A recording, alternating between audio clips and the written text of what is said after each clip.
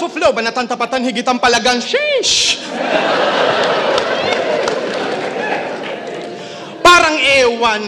Pag wala kang pinakitang bago ikaw ay sa round 1, semplang. Kahit anong gawin, hindi ka magaling, ikay one shot, tembuang. Panis ka dito sa flow ko na pang SpongeBob SquarePants.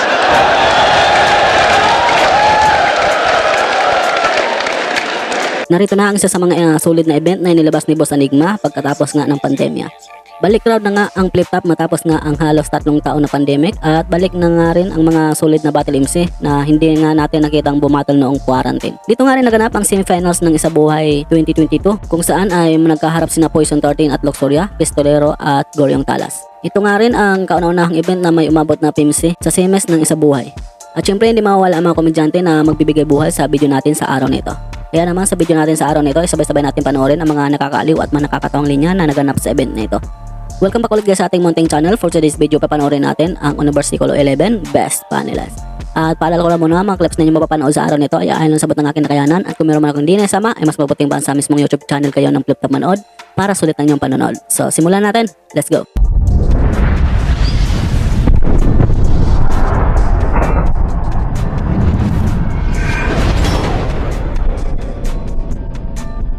Araw-araw puro love quotes kahit napakasagwa.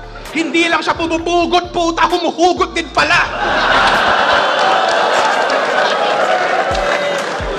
At sobra mong kupal, Zend. Alam ko yung usual trend. Pag may babaeng supporter ng liga, ikaw lagi yung mutual friend.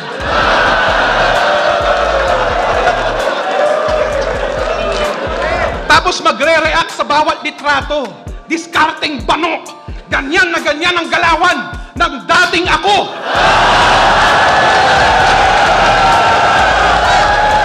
Hoy, punyeta!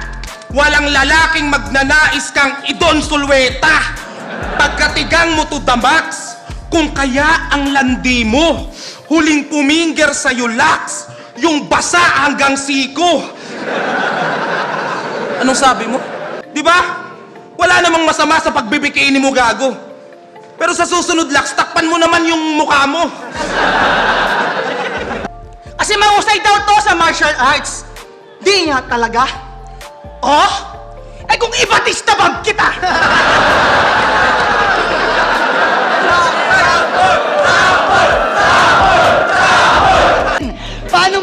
Paano maliligayahan yung babae? Sa bansot na yan. Pag nagsi-69 kayo pare, hanggang pusod ka lang. Usapang sex! Ganto palagi yung senaryo. Sa tuwing matatapos sila magkantutan, siya yung humihiga sa braso. Baby boy! Na! Wala nang may gusto sa'yo dito! Huwag ka nang lumapat, tanga ka! Natutuwa na lang sa'yo dito sa flip top si Facundo. Kasi pag ikaw yung bumabana at pahinga, puking ina ka! Sobrang payat mo, tol. Ikaw yung hubad na lang, di na pinag-x-ray sa medical. Sa sobrang payat mo, ikaw lang pinapapasok pag yung schedule skeletal. Tangina ka. Gusto mo maging haring araw to ba yun? Bakit yung chin gumanon? Yung sun ka punta, pero yung mukha mo to the moon.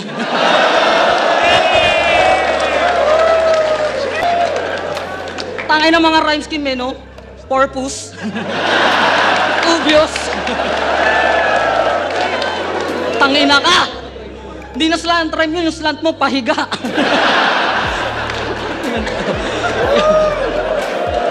Sa ulo, putang ina. Sino bang matatakot? Sa katawan mo na payatot, ikaw yung tipo ng taong kayang bugbugin ni Wamos.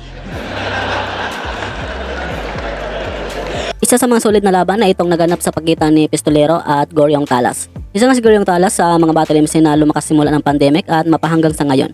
Hindi man gaanong nagpapatawa pero solid din naman ang binimitawan nitong linya. Kasama nga sa pagpalit ng pangalan niya ay nag-iba na din ang estilo nito sa laban. Habang si Pistolero naman nga ay halata mo talaga sa kanya na decidido talaga itong magkampiyon sa taong na ito. At nagawa pa nga niyang hulaan dito kung ano nga ba ang gagawin ni Goryong Talas dito. Akalain mo ngang hindi tournament ang laban na ito dahil na rin sa tinarantado lang dito ni Pistolero si Goryo na naging dahilan na rin sa pagkatalo nito kay Pistol. Isa kang horrorcore rapper na may skincare.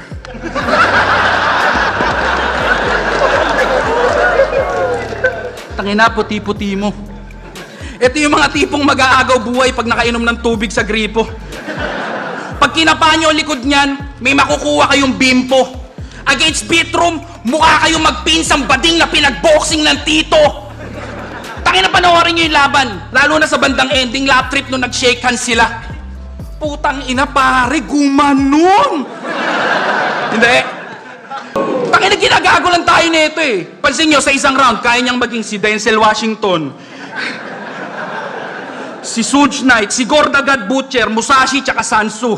Magiging banal na Jesus Christ na sisigaw ng Amaterasu. Tangina mo, nasa Konoha ka na, nasa Jerusalem ka lang kanina. Speaking of uprising, si Ari. Rick, sabi mo nga sa akin yung totoo. Bakit sa uprising ang bibilis sumaba ng buhok nyo?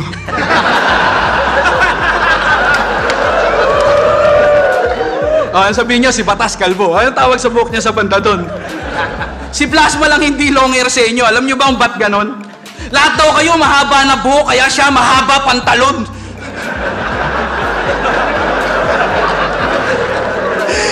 "11 years ka nang naka-body fit sa liga, di ka pa rin ini-sponsoran ng pen shop." Tangina, horror core yung mga banatan. Yung mga bara, sobrang lupit. Lumala mo ng kaluluwa habang naka-v-neck na neon red.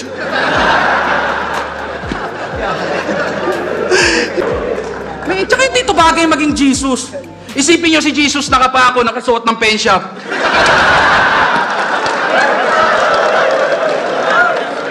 Imbis koronang tinik, naka-net cap.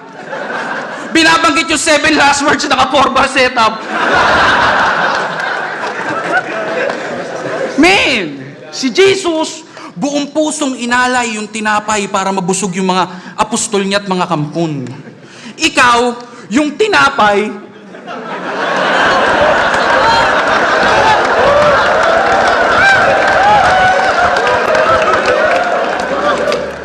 mauuna pa mamatay mga apostol mo sa'yo, butakin. 30 motherfucking years old ka na mahigit, tapos bigla-bigla ka nagkaka-superpower, sa hayop ka. Isipin nyo, Poison versus Goryo sana yung nagkatapat sa finals. Paano na? Di magpapalakihan kayo ng mga energy ball. Magbabatuan kayo ng mga shuriken nyo. Dami-daming tao dito, tangina yung makatama ba kayo? Sunod naman yung pinakaumingay na battle sa event nito ay ang Acer versus Cripply. Pareho nga silang hindi natin nakitang bumattle ng quarantine, kaya talaga namang dikdikan ng laban nito. Isa nga si Acer sa mga solid din na battle MC, lalo na kapag speed drop at flow ang pag-uusapan. Idagdag mo na rin na mahusay din itong maghanap ng anggulo sa nakakalaban niya. Hindi man gaano napapatawa ay hindi naman boring kapag nagpe-perform ito. Habang si Cripply naman nga ay matapos nga ang laban nito kay Kiram ay matagal nga nasundan ang battle niyang iyon. Isa nga itong si Cripply sa mga siding komedyante ng flip top, at maliban nga dyan ay magaling nga din itong magpa-hype ng crowd na naging dahilan na rin kung bakit kada battle niya ay talaga namang masigla ang crowd, at higit sa lahat hindi nagawang tulugan ang mga round niya. Pag nagkakasipunto, talagang nakakapikon bro. Sobrang laki ng ilong mo, kasya dyan yung ilong ko. Umatapang ka, nose to nose tayo, no?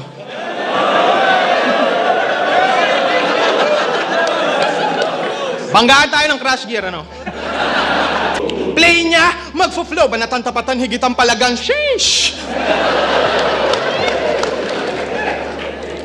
Parang ewan. Pag wala kang pinakitang bago ikaw ay sa round 1, semplang. Kahit anong gawin, hindi ka magaling, ikay one shot, tembuang. Panis ka dito sa flow ko na pang SpongeBob SquarePants.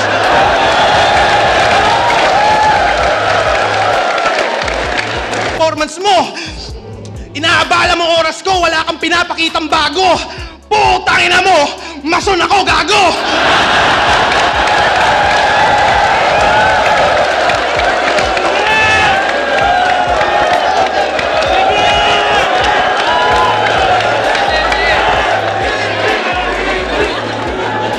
Barkada ko si Borgie Manotok, tanong nyo.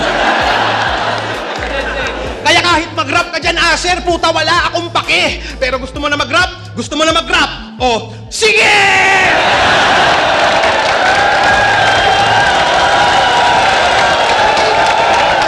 At syempre, dahil lumabot ko sa part ito at kung bago ka lang nakapasyal sa channel ko, ay nanyanyahan mo na kita na mag-subscribe at pakihit na ng bell button para laging updated kung may bago ko ilalabas ng mga content tulad nito. At syempre, pabalo at like na ng ating Facebook page. Nag-upload ako ng mga content about sa hip-hop at flip-top.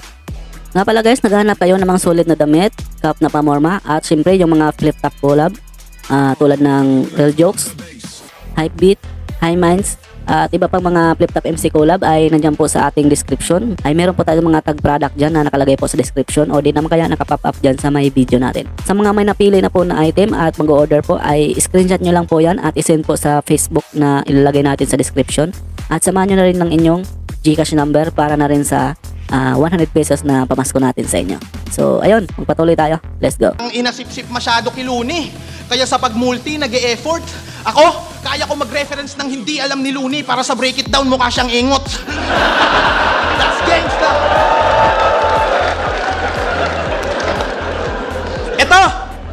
Ito, nagbabibrate yung tumbong pag si Looney sa kanya nakatitig. Ako, kaya kong sabihan si Looney bungi yung ipin niya sa gilid.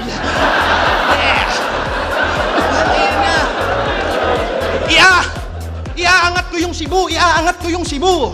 Kung ikaw bumabatel para iangat ang inyong lugar, ako bumabatel lang para sabihan kayong ang papangit nyo sa personal. Real shit. Tangina mo sir, hindi mo ba nahalata? Mga nakakabatel kung 3GS, mga sinasapit masama. Si Range na baril sa paa. 50-50 yung ingrown. Si Jonas nagmukhang tomboy na palaging nasi sin zone. Si Romano, tangina. Grabe sinapit recently. Naging hobby niya na mangupit ng 70. Si J. King na TV Patrol. Na may dalang halaman na solid. Sa TV Patrol niya, prinomote yung mga paninda niyang orchids. Tangina mo, di ba pangalan ng tatay mo Adonis? Hi, Sir Adonis! Putang ina mo, kalbo!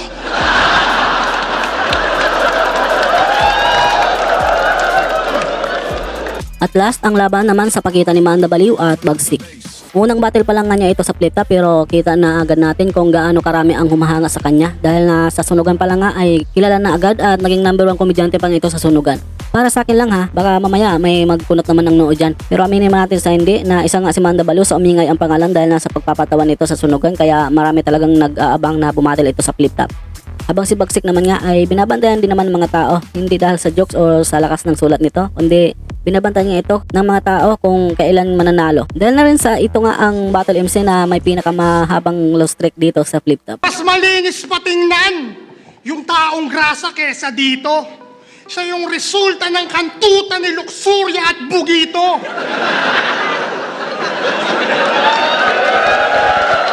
Na target madalas yung mga bababa ng bus na probinsyano.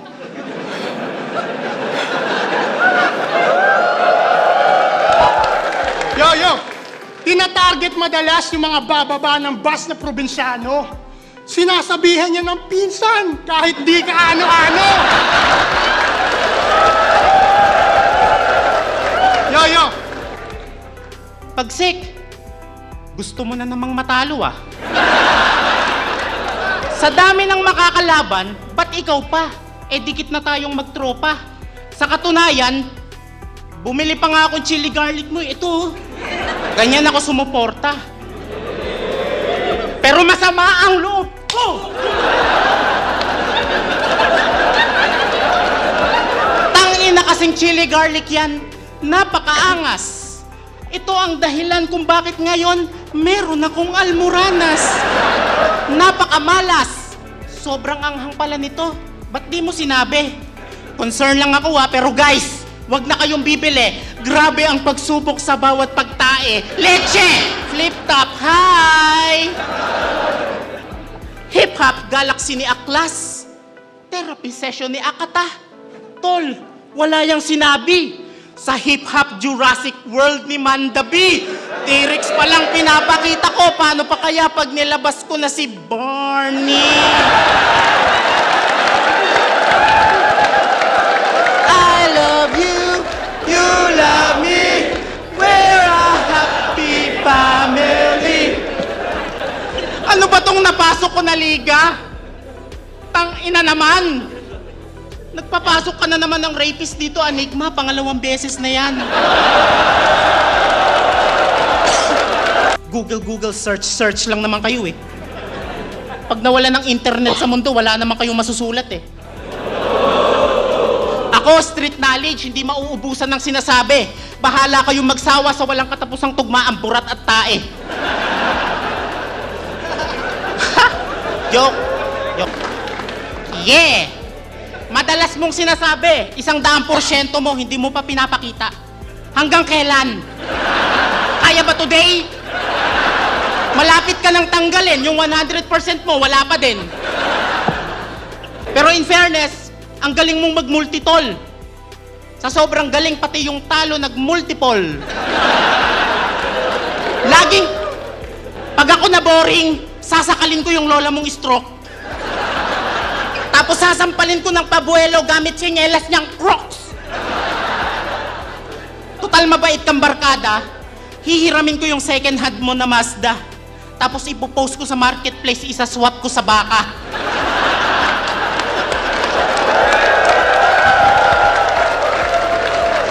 Yo! Hanggang dito lang guys ang aking video sa araw nito. Maraming salamat sa inyong panonood at sana ay nag-enjoy kayo. Marami pong salamat sa mga solid supporters natin dyan na walang sawang sumuporta sa channel ko. Marami pa po ilalabas sa mga content about sa hip-hop at flip-top, kaya pakabang-abang na lang po. At syempre don't forget to like this video para may pakita ng YouTube sa iba pang manonood. At syempre napakalaking tulong na yan para sa aming mga content creator. Maraming salamat at hanggang sa muli. Peace out.